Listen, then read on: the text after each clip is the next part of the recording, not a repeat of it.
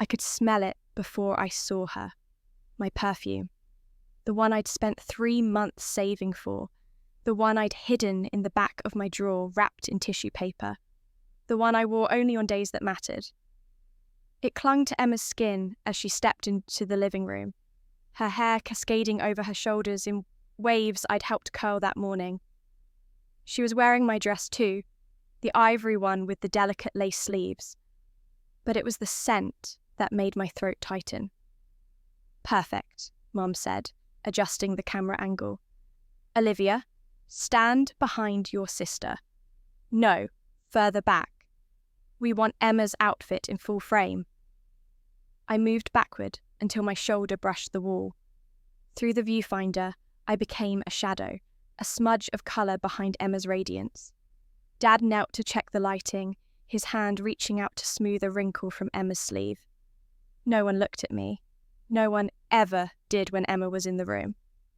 "Smile, honey," Mum cooed, and I wasn't sure which of us she meant until Emma's laugh filled the space like bells. The camera clicked.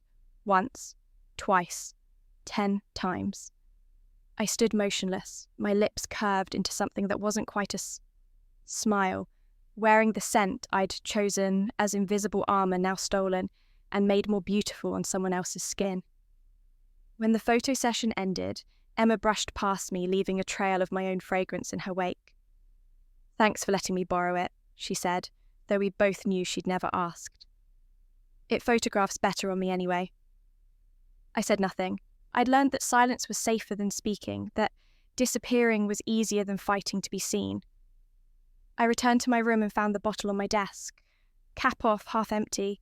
She'd used it liberally, the way people do with things that don't belong to them, things they don't have to ration or treasure.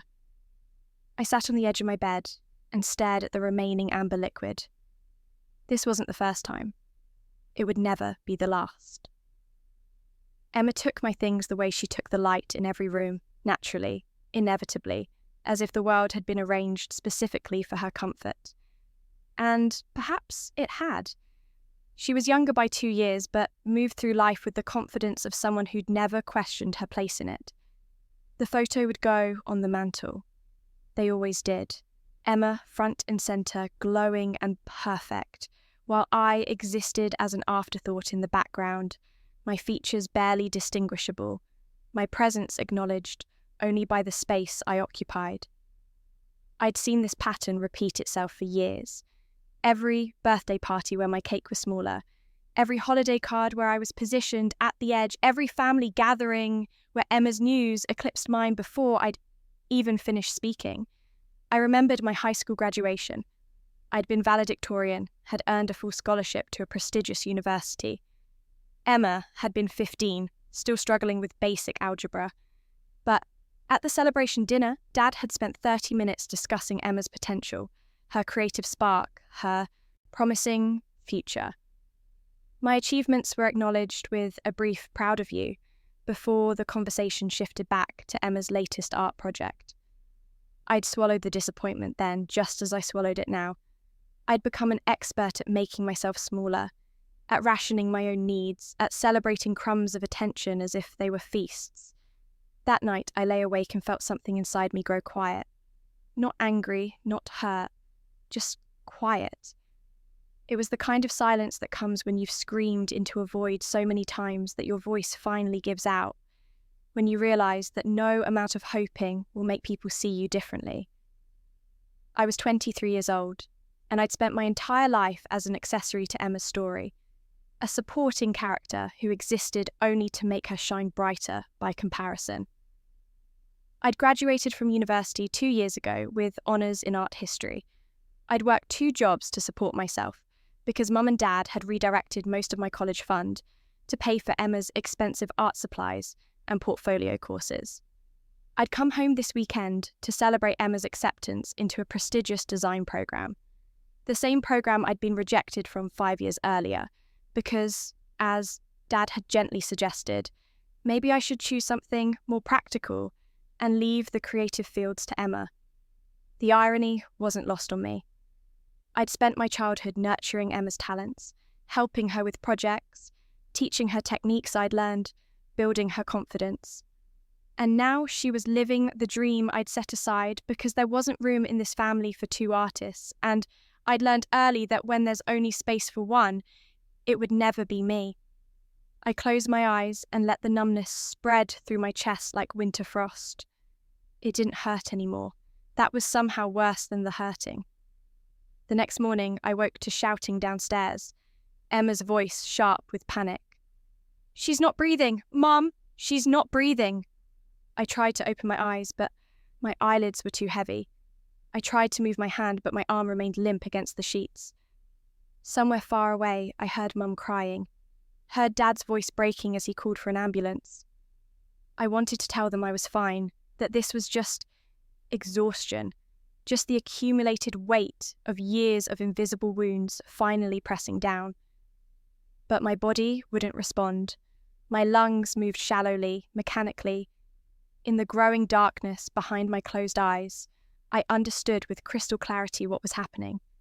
This was ending, not dramatically, not with intention, but simply because my body had finally learned what my mind had known for years, that I was tired of being the shadow, tired of taking up space only to be erased. The paramedics came. I heard their urgent voices, felt hands on my wrist checking for a pulse. Someone said something about heart failure, about stress-induced cardiomyopathy, about how young I was for this to happen. Emma was crying, her voice high and thin. Mum kept saying my name over and over as if repetition could bring me back. Too late, I thought distantly. You're finally saying my name, but it's too late.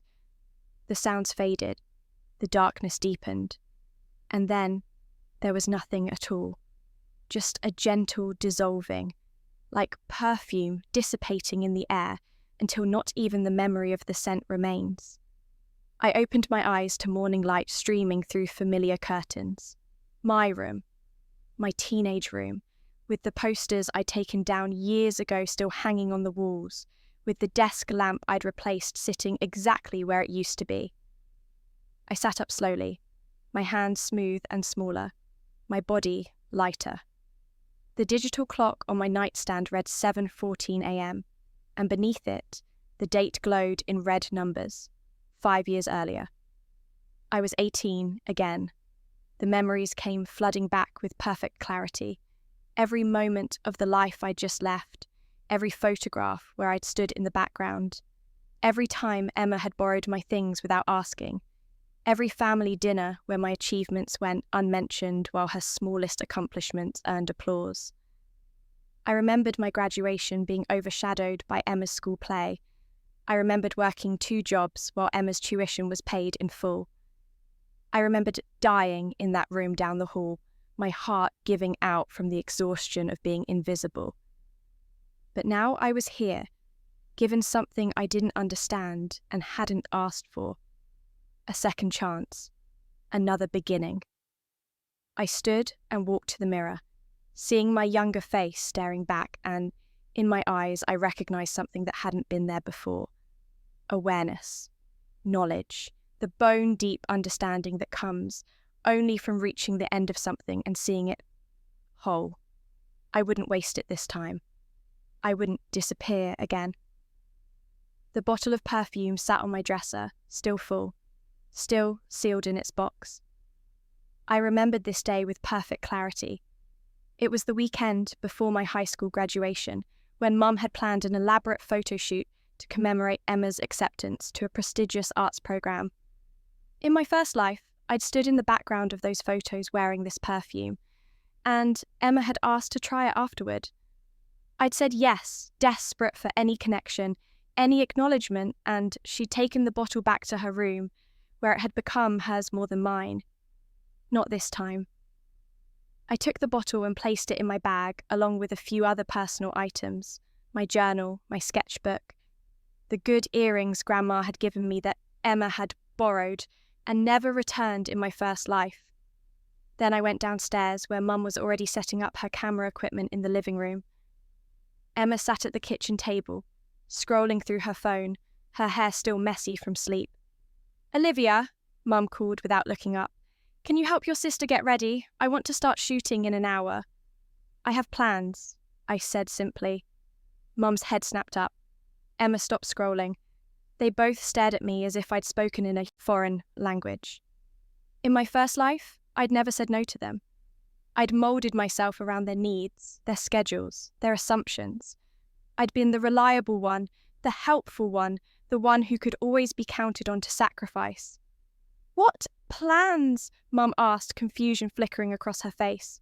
Personal ones.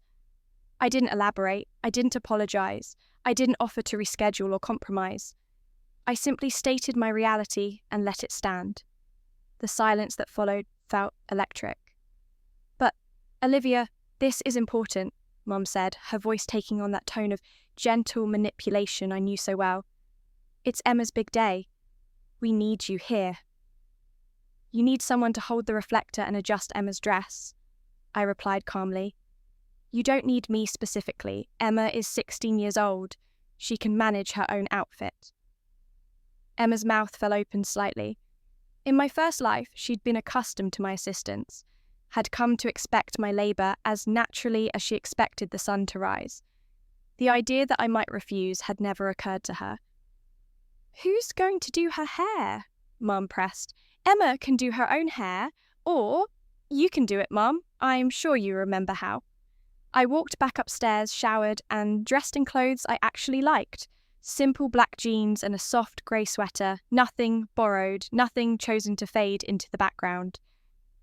I dabbed a single drop of perfume on my wrists, barely enough to register, and left the house while Mum was still calling after me, her voice pitched with bewilderment and a hint of outrage. I spent the day at the library, then at a small cafe downtown where no one knew me. I sketched in a notebook, something I'd loved.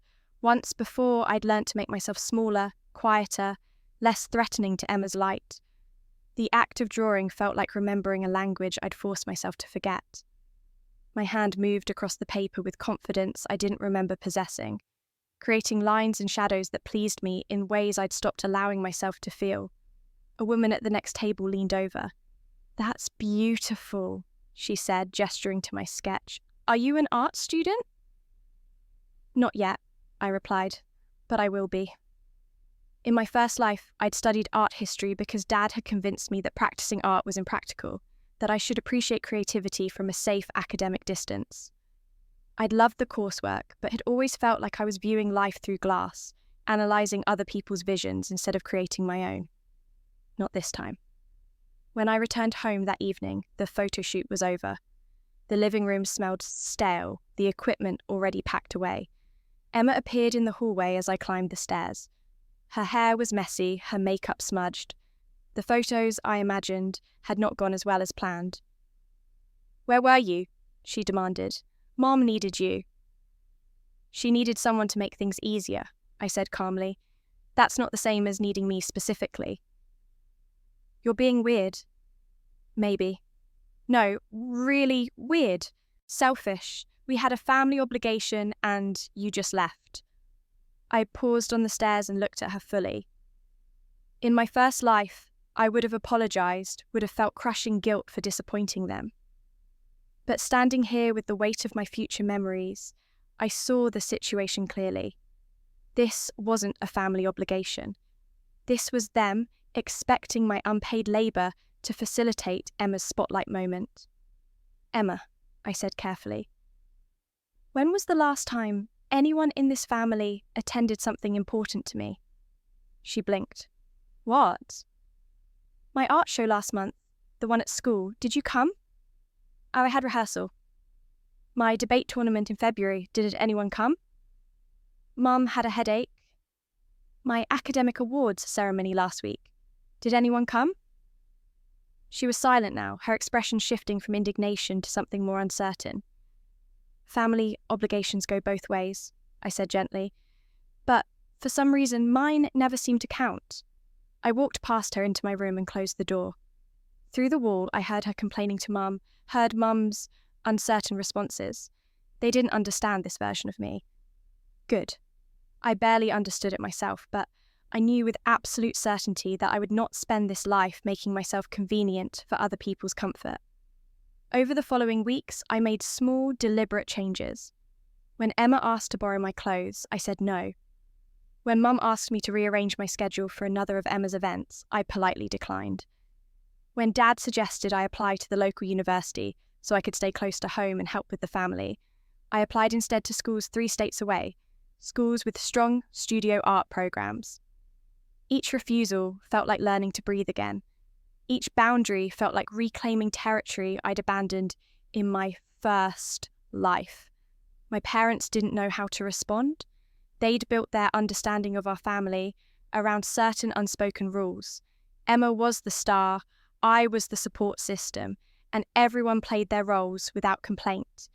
My sudden unwillingness to follow the script left them confused and slightly hurt, as if I'd betrayed an agreement I'd never actually made. "I don't understand what's gotten into you," Mum said one evening at dinner. "You've always been so helpful, so considerate. Now you're acting like we're asking you for unreasonable things." "You are asking for unreasonable things," I replied, cutting my chicken with deliberate precision. "You're asking me to consistently prioritize Emma's needs over my own, to sacrifice my time, my resources, my energy, and my autonomy so that she can have an easier path. And you're framing it as family obligation when really it's just habit." Dad set down his fork. "Olivia, that's not fair." "Isn't it? When Emma wanted art supplies, you took money from my college fund. When Emma needed help with her portfolio, I spent weeks working with her instead of developing my own skills. When Emma has an event, my schedule is expected to bend around it. But when I have something important, there's always a reason why no one can make it." "We didn't realise you felt this way," Mum said, her voice small. "I tried to tell you, multiple times, but my feelings were always less important than Emma's feelings, so eventually I stopped expressing them." Emma had been silent throughout this exchange, pushing food around her plate. Now she looked up, her eyes bright with tears. "So you hate me? Is that what this is?" "I don't hate you," I said truthfully. "I love you, but I'm done setting myself on fire to keep you warm." The metaphor hung in the air. Emma's tears spilled over and Mum reached out to comfort her.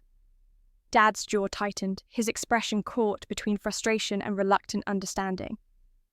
I excused myself from the table and returned to my room, where I worked on my portfolio late into the night. But I noticed something else too. Without me to manage the small details of Emma's life, she began to struggle. She missed appointments because no one reminded her.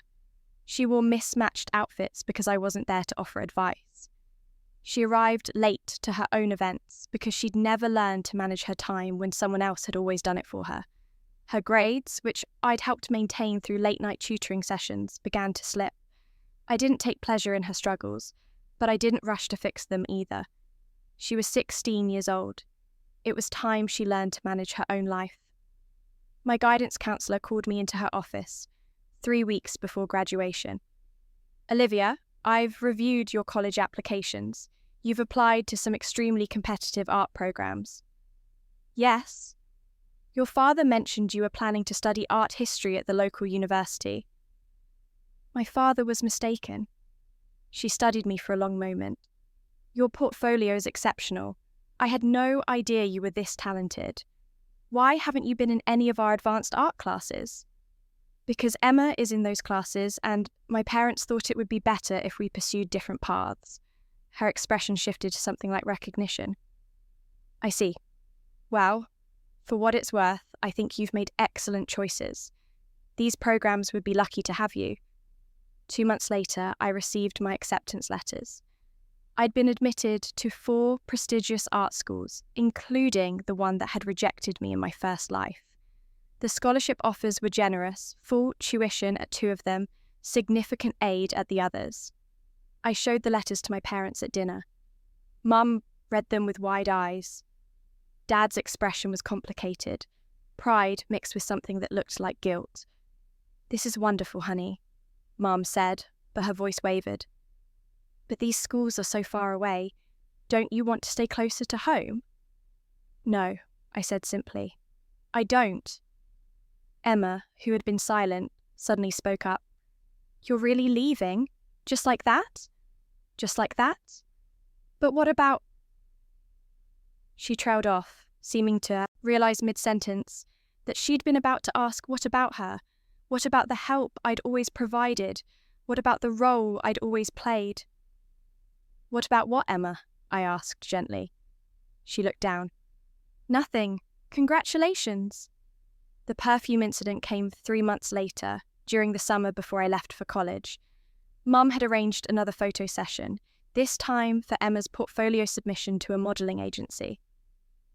I watched from the kitchen as Emma laid out her outfit choices, as Mum fussed with the lighting, as Dad set up the backdrop in the living room.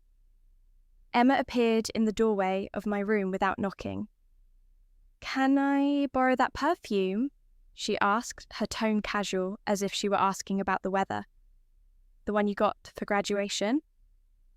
No, I said, not looking up from my book. Come on, Olivia, don't be petty. It's just for today. It's mine. She huffed, frustrated. Usamor, you're being so selfish lately. I don't know what's wrong with you. It's just perfume. You used to share everything with me. I set down my book and met her eyes. I used to do a lot of things that weren't good for me, and nothing is wrong with me. I've just stopped pretending I don't exist. What's that supposed to mean? It means my things are mine. It means I'm allowed to have boundaries. It means you need to learn to ask before taking and to accept when the answer is no. Use your own perfume, Emma. I don't have one that works for photos. Then buy one. You have an allowance. You have birthday money. You have all the resources I never had because Mum and Dad spend 3 times as much on you as they do on me. Her face flushed. That's not true. It is true. I've been keeping track. Last year alone, they spent $4,000 on your art supplies and portfolio courses. They spent $600 on me, total, and half of that was for my birthday. She opened her mouth, then closed it again. She couldn't deny the math. Go use your own things, Emma, I said, returning to my book. Build your own life.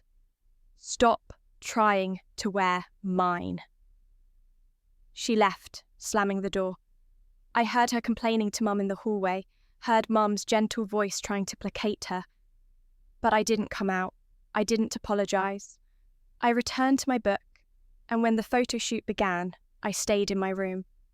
Later that evening, I passed by Emma's room and saw her sitting at her vanity, staring at the photos on her phone with a strange expression. Without my perfume, without the particular styling I used to provide, without my invisible labour, the images looked different. Still beautiful, but somehow hollow, missing the particular magic that had made her previous photos special. She didn't understand why yet, didn't realise how much of her presentation had been built on the foundation of my quiet support, my aesthetic sensibility, my uncredited contributions. But she was beginning to sense it. I could see the confusion in her face, the first cracks in her certainty that she'd built her success entirely on her own merit.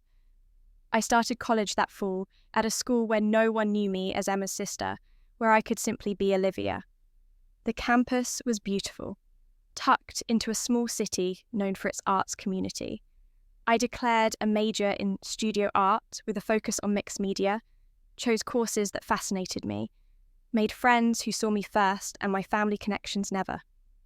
My roommate was a photography student named Jessica, who had a collection of vintage perfume bottles on her desk.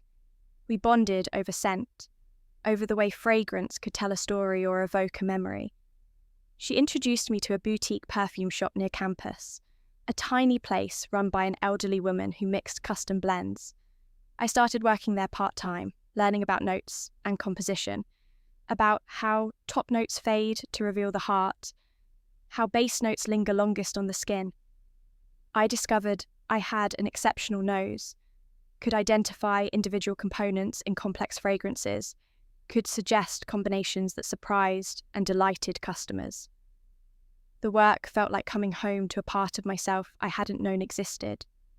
I began creating my own blends, experimental compositions that smelled like memory and intention.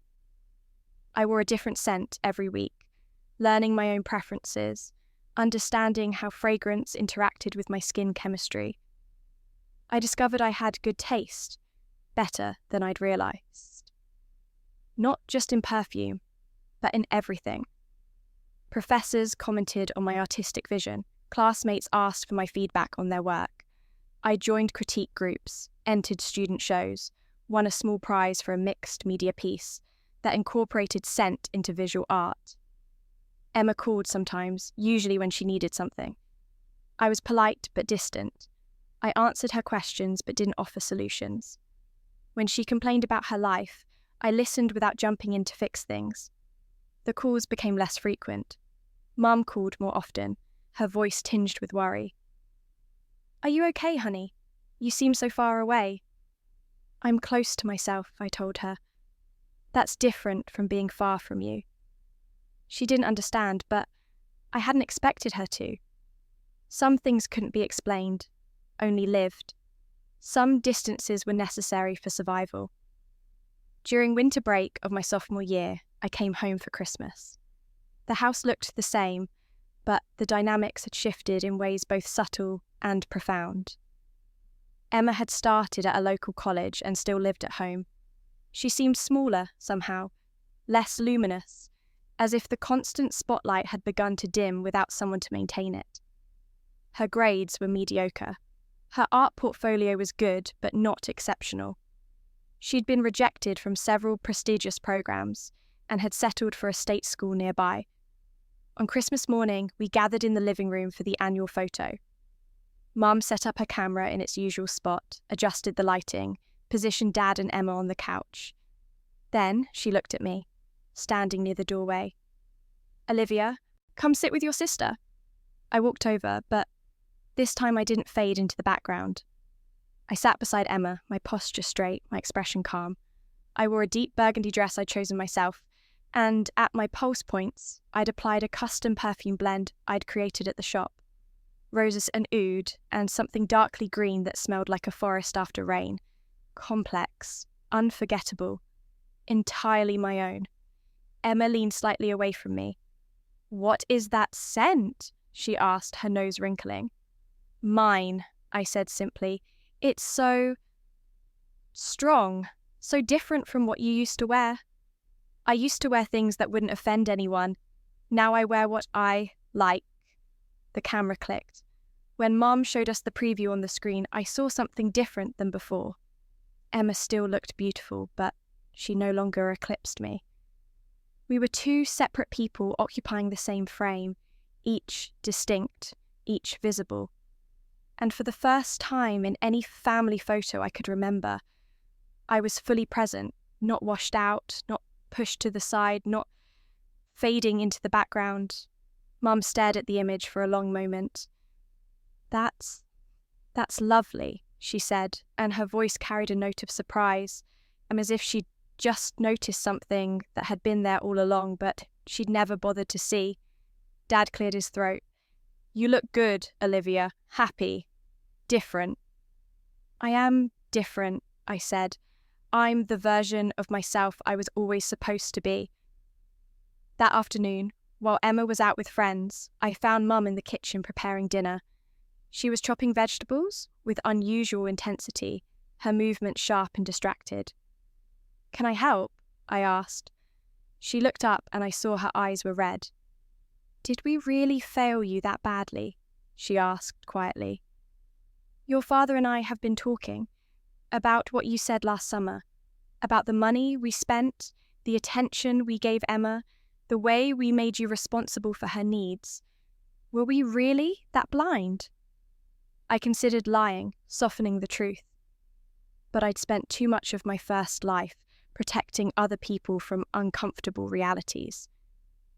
"Yes," I said. "You were." She set down the knife and gripped the counter. "I thought I was being a good mother. I thought I was supporting both of you." "You were supporting Emma. I was just there. Background furniture. The reliable daughter who didn't need attention because she never complained." But you did complain, didn't you? And we didn't listen. You didn't want to listen, because listening would have required changing, and it was easier to keep things as they were.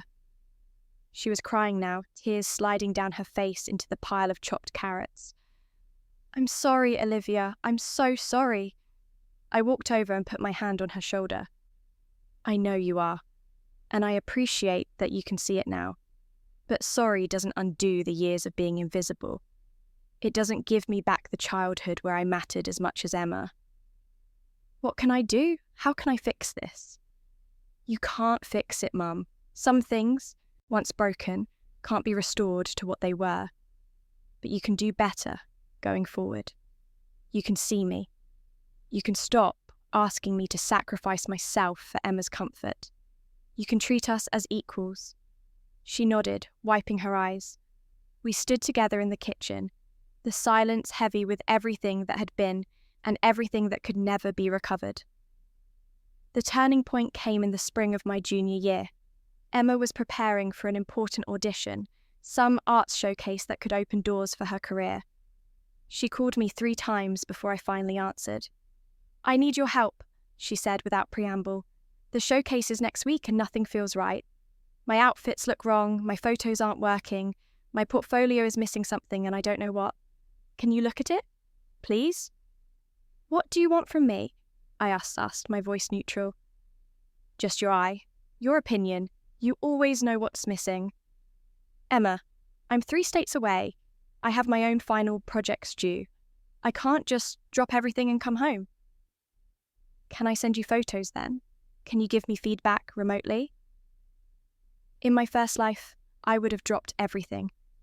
I would have stayed up all night reviewing her work, would have poured my energy into fixing her problems, would have given her my best ideas wrapped up as gentle suggestions, and she would have taken it all without acknowledgement, would have used my vision as her own. No, I said. I have my own work to do. Olivia, please, this is really important. This showcase could change everything for me. So is my life. So is my work. So is my time. Silence stretched between us. I could hear her breathing, could sense her confusion transforming into something sharper. Frustration, maybe, or the first stirrings of real awareness. You've changed, she said finally. You're not you anymore. You're not my sister anymore. Actually, I replied, I'm more myself than I've ever been.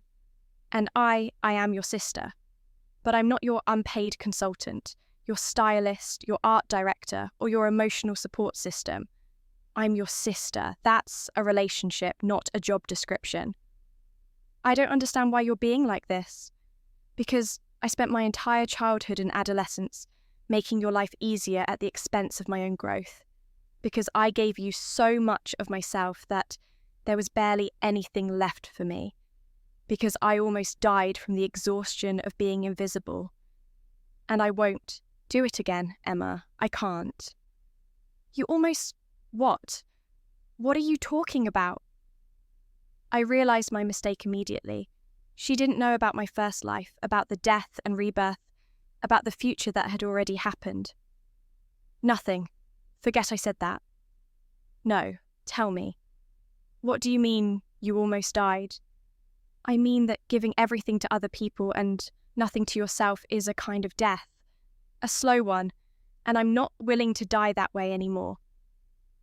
I hung up before she could respond. My hand trembled slightly as I set down the phone, but the trembling came from power, not fear. I had drawn a boundary. I had protected my space. I had refused to disappear. Emma didn't call again, but 3 weeks later I received a text from Mum. Can you come home next weekend? Family dinner, please, it's important. I almost said no, but something in the phrasing, in the simple please, made me reconsider. I arrived on Saturday evening. The house smelled like Mum's cooking, warm and familiar. Emma's car sat in the driveway, and I steeled myself as I walked through the front door. They were all in the dining room, Mum, Dad, Emma. The table was set carefully with the good dishes we usually only used for holidays. They looked up as I entered, and I saw something in their faces I'd never seen before. Not quite guilt, but something adjacent to it. Recognition, perhaps. The dawning understanding that I'd been there all along, and they'd looked past me so consistently that my absence had become more noticeable than my presence had ever been. "Olivia," Mum said, standing up. "Thank you for coming." We sat down to dinner. The conversation felt stilted at first, everyone uncertain how to navigate this new dynamic. Emma picked at her food, her eyes flickering toward me periodically. Finally, she set down her fork. "I didn't get the showcase spot," she said quietly. "They said my portfolio was technically proficient, but lacked authenticity. That's the word they used. Authenticity. They said it felt derivative, like I was copying someone else's aesthetic without understanding what made it work." "I'm sorry," I said, and I meant it. Not sorry that she'd failed, but sorry that she was hurting. They weren't the same thing. "I've been thinking about what you said," Emma continued, her voice small, "about how I never bothered to know who you were. You're right, I didn't. I just assumed you'd always be there, helping with everything, making things work. And when you stopped..." She trailed off, her expression complex. Nothing felt right anymore. Nothing worked the same way. And I realised that half of what I thought was my own talent was actually you. Your eye, your aesthetic, your uncredited contributions to my success. "That's because I was doing more than you realised," I said gently, "and you were taking more than you understood. Not maliciously, but you were taking nonetheless." Mum cleared her throat. "We all were," she said, her voice thick. "I've been looking through old photos, really looking at them, and I see it now. How often you're in the background, how little space you take up, how rarely we focus on you. I thought I was being a good mother to both of you, but I was only really seeing one of you. I was raising Emma and managing you." Dad reached across the table and placed his hand over mine. His palm was warm, his grip uncertain. "We're sorry, Olivia. We should have seen you better. We should have celebrated you more. We should have protected your resources the way we protected Emma's. We failed you, and I don't know if we can ever make that right." The apology settled over the table like dust in sunlight, visible, real, but also revealing how much time had passed, how much damage had accumulated. I appreciated it, but I also knew it couldn't undo the years I'd spent invisible. Some things, once lost, couldn't be recovered. Some hurts, once inflicted, left permanent scars. "Thank you," I said. "I appreciate that you can see it now. That matters." "Can we..." Emma hesitated. "Can we start over? Not forget everything, but maybe try to do better. I want to know who you are. The real you. Not the you who existed to support me, but the actual person you are when you're not trying to make yourself smaller." I considered her question carefully. In my first life, I would have said yes immediately. Would have been so grateful for the crumbs of acknowledgement that I'd have given everything again. But I died once from making myself too small, and I'd been reborn into the knowledge that my worth didn't depend on their recognition. "We can try," I said finally, "but it has to be different. I'm not going to go back to being invisible. I'm not going to sacrifice my space so everyone else can be comfortable. I'm not going to be the family's emotional labour provider or Emma's unpaid creative consultant. If we rebuild this, it has to be on equal footing." "I understand," Emma said. "I don't want you to go back either. I want to actually know my sister. I want to earn a real relationship with you, not just assume I have one because we share DNA." Over the following months, we learned to exist in each other's lives without me disappearing into hers. It wasn't perfect. Old patterns tried to reassert themselves. Mum's instinct to focus on Emma, Emma's unconscious assumption that I'd handle the details, Dad's tendency to overlook my accomplishments, while celebrating Emma's minor victories. But now when it happened, I spoke up. I reminded them I was there. I insisted on being seen. And slowly, incrementally, they learned to see me. I graduated with honours from my art programme and was accepted into a prestigious MFA programme in New York. My thesis show had been well received, and several galleries had expressed interest in my work. I'd created a series of mixed media pieces that incorporated scent, visual art that engaged multiple senses, that told stories through both image and fragrance. Emma came to my graduation, sat in the audience with our parents, and cheered when I crossed the stage. Afterward, she hugged me tightly. "I'm proud of you," she said. "I should have said that more. I should have seen how amazing you are, how talented, how strong." "Thank you," I replied. "I hope you keep seeing it." "I will, I promise." On my last night at home, before the move to New York, Emma appeared in my doorway as I was packing. She held something in her hands, a small wrapped box. "I got you something," she said, offering it to me, "for your new apartment." I unwrapped it carefully. Inside was a beautiful crystal perfume bottle, empty, waiting to be filled. Engraved on the bottom in delicate script was my name, Olivia. "I thought you could put your favourite scent in it," Emma said softly. "Something completely yours. Something I can't copy, something that's just for you." I looked up at her and saw genuine emotion in her eyes. Regret, yes, but also respect. She finally understood what had been broken between us, and while the understanding couldn't repair everything, it was a beginning, a real one, built on acknowledgement rather than assumption. "Thank you," I said, my voice catching slightly. "This is perfect." She smiled, and for the first time in years, it felt like we were seeing each other as equals. Two separate people with separate identities, capable of loving each other without one consuming the other. I moved to New York 2 weeks later. My apartment was small but filled with light, located in a neighbourhood where artists and writers gathered in cafes to discuss their work.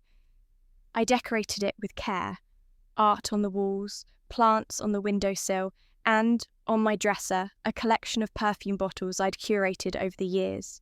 Each one told a story, evoked a memory, represented a choice I'd made for myself. The crystal bottle Emma gave me sat in the centre of the collection. I filled it with a custom blend I'd created. Notes of jasmine and amber, cardamom and leather, vanilla and smoke. It smelled like confidence and solitude, like a woman who'd learned to take up space without apology. Complex and unforgettable and entirely mine. I wore it every day. Sometimes, when I caught the scent on my own skin, I thought about the life I'd lived before, the years spent invisible, the quiet death, the mysterious rebirth. I didn't understand why I'd been given a second chance, didn't know if it was grace or magic, or simply the desperate hope of a dying mind, creating one less vivid dream. But it didn't matter. What mattered was that I'd used it. I'd chosen differently. I'd refused to disappear. My MFA program was rigorous and demanding. I worked with artists whose vision challenged and inspired me. I created pieces that pushed boundaries, that made people uncomfortable, that insisted on being noticed. My thesis project explored themes of visibility and erasure, using scent as a medium to represent presence. How we mark our existence in the world, how we claim space, how we assert our right to be remembered. Emma called occasionally.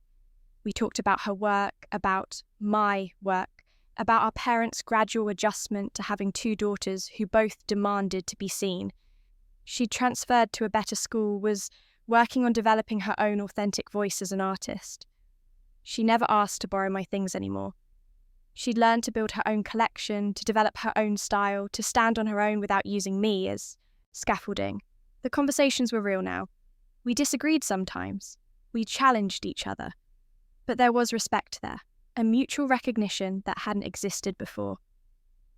On the first anniversary of my move to New York, she sent me a photo. It was from a professional shoot she'd done, a portfolio piece for an exhibition. She stood alone in the frame, confident and radiant, wearing an expression of genuine self-possession. The caption read, "Finally figured out my own signature scent. It doesn't photograph the same as yours, but that's okay. I'm learning that different is good too, that I don't need to copy anyone else to be enough." I smiled and saved the photo. Then I walked to my window, looked out at the city spread below, and felt the perfume on my skin, my scent, my choice, completely and irrevocably mine. This was my life. Not the shadow of someone else's story, not the background of someone else's photograph, but my own narrative written in my own hand.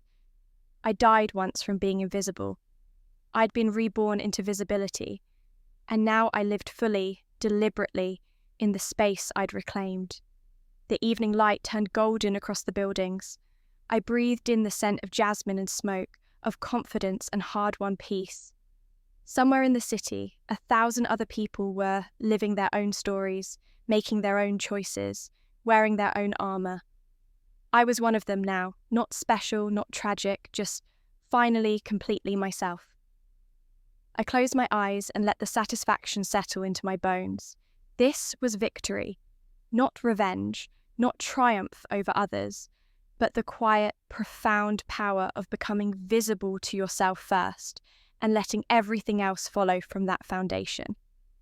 My phone buzzed. A text from Jessica, my old roommate. "Gallery opening tonight. You coming?" "Yes," I typed back. "I'll be there." I moved away from the window and checked my reflection in the mirror. The woman looking back at me was strong, self-possessed, uncompromising. She wore her scent like armor, and her confidence like a crown. She was everything I'd died without becoming, and been reborn to claim. When I opened my eyes again, the city was lit with streetlights and possibility.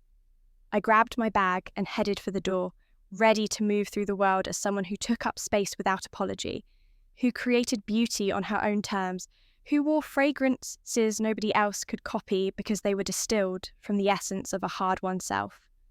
Tomorrow, I'd continue my thesis work. Tomorrow, I'd meet with my advisor. Tomorrow, I'd live another day of this reclaimed life. But tonight, I walked through Manhattan wearing my signature scent and knew with perfect certainty that I would never be invisible again. The perfume I wore was mine. The space I occupied was mine. The story I was writing belonged to me alone. And that was enough, more than enough. It was everything